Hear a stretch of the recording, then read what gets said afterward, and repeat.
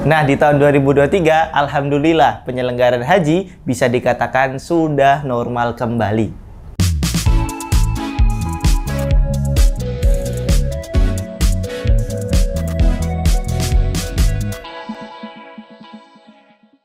Assalamualaikum warahmatullahi wabarakatuh teman-teman. Kali ini cerita kita bakal bahas mengenai haji 2023. Alhamdulillah ya, setelah tahun 2020 dan tahun 2021 kemarin Indonesia nggak bisa memberangkatkan haji karena adanya COVID-19. Terus di tahun 2022 ada penyelenggaraan haji tapi dengan berbagai macam pembatasan. Nah, di 2023 alhamdulillah kita sudah bisa menyelenggarakan haji dengan normal kembali. Nah, jadi pada hari Minggu 8 Januari 2023 kemarin, pemerintah Indonesia bersama dengan pemerintah Arab Saudi sudah menandatangani kesepakatan mengenai penyelenggaraan haji tahun 2023 atau tahun 1444 Hijriah. Untuk Indonesia sendiri, tahun ini mendapatkan kuota haji sebanyak 221.000. Nah, untuk pembagiannya, kuota haji reguler sebanyak 203.320 jamaah. Dan untuk kuota haji khusus sebanyak 17.680 orang. Nah, untuk petugasnya sendiri mendapatkan kuota sebanyak 4.200 orang. Oh iya, untuk jumlah ini 221.000 ini meningkat daripada kuota haji yang diberikan dari sebelum Covid. Di mana tahun 2019 lalu kita mendapatkan kuota sebanyak 214.000. Nah, tahun ini 221.000, berarti naik 7.000. Lumayan ya, alhamdulillah. Selain pembahasan mengenai kuota haji, di pertemuan kemarin itu juga ada pembahasan mengenai kebijakan pembatasan usia. Di mana di tahun 2022 kemarin ada pembatasan usia jamaah haji yang boleh berangkat, yaitu di bawah 65 tahun, yang menyebabkan sebanyak 50.636 jamaah yang berusia di atas 65 tahun dari Indonesia yang seharusnya berangkat tahun 2022 lalu itu nggak bisa berangkat. Tapi kebijakan pembatasan usia itu akhirnya dihapuskan. Jadi untuk jamaah yang berusia 65 tahun ke atas yang tahun kemarin nggak jadi berangkat, di tahun ini bakal diprioritaskan untuk berangkat. Penyelenggaraan haji tahun 2023 ini bakal dilaksanakan kira-kira akhir Juni tahun 2023. Nah, untuk pemberangkatannya sendiri itu biasanya 1 bulan sebelumnya. Jadi kemungkinan akan diberangkatkan pada Mei 2023. Nah, buat kalian yang punya niat untuk berangkat haji, mending daftar dari sekarang deh. Karena waktu tunggu untuk haji di Indonesia lumayan lama ya. Dimana rata-rata untuk Indonesia sendiri, waktu tunggu pemberangkatan haji itu selama 22 tahun. Jadi kalau rata-ratanya kalau kita berhasil daftar haji di tahun 2023 ini, kita bakal berangkat kira-kira tahun 2045. Lumayan lama ya. Bahkan di tahun 2022 kemarin sempat viral tuh. Waktu tunggu di Kabupaten Bantaeng, Sulawesi Selatan itu sampai 97 tahun. Gila 97 tahun. Tapi 97 tahun itu adalah waktu tunggu dengan estimasi pemberangkatan 50%. Karena ada COVID-19 kemarin tentunya ya. Nah, untuk yang kondisi normal itu waktu tunggunya sekitar 46 tahun. Tapi tetap saja di tiap daerah punya waktu tunggu yang berbeda-beda. Nah, untuk daftar haji sendiri sebenarnya nggak ribet kok. Kita cuma butuh 3 tahapan aja. Yang pertama yang perlu kita lakukan adalah buka tabungan haji di bank syariah. Nah, ini di semua bank syariah bisa ya. Buat tata cara untuk pembuatan rekeningnya kira-kira samalah dengan kalau kita mau buat rekening biasa. Nah, yang kedua, setelah kita buka buku tabungan haji, yang perlu kita lakukan adalah menyetor uang sekitar 25 juta untuk kemudian mendapatkan nomor validasi. Kalau mau nyicil boleh, tapi nomor validasi akan diberikan setelah uang sebanyak 25 juta itu sudah dilunasi. Oh iya, untuk 25 juta itu belum biaya haji sepenuhnya ya. Karena kalau untuk biaya haji itu kira-kira membutuhkan biaya sebesar 39 juta. Nah, kemarin ada pembahasan di pemerintah yaitu akan dinaikkan menjadi 69 juta. Tapi itu masih dibahas ya. Kita tentunya berdoa semoga segera ada penyelesaian dan jalan keluar dari pemerintah.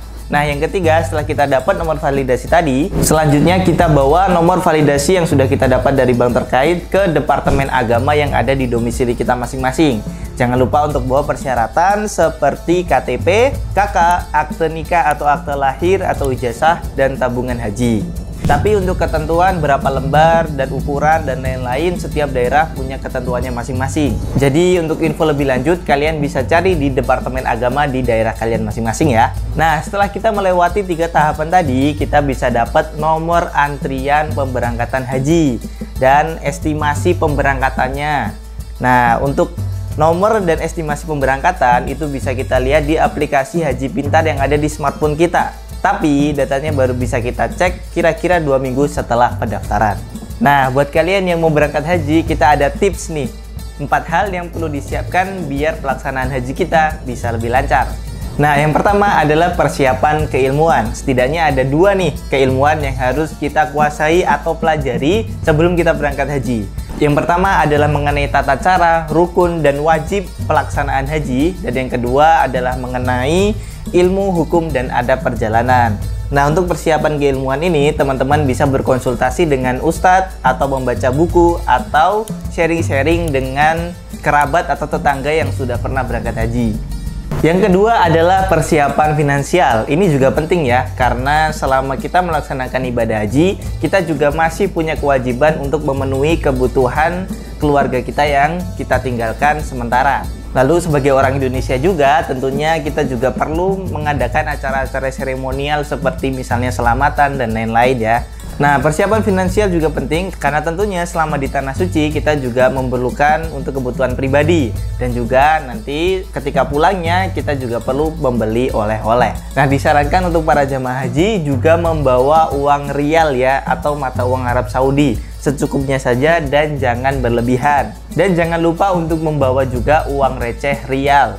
Karena kita nggak tahu kebutuhan apa yang perlu kita keluarkan selama kita ada di sana. Yang ketiga adalah persiapan fisik. Persiapan fisik ini penting ya, dan harus disiapkan mulai dari jauh-jauh hari, karena nggak bisa dipungkiri pelaksanaan haji itu membutuhkan ketahanan fisik yang tinggi. Seperti misalnya kalau kita mau mengadakan ibadah tawaf dan sa'i, kita harus menempuh jarak kira-kira 3,5 km sampai 5 km.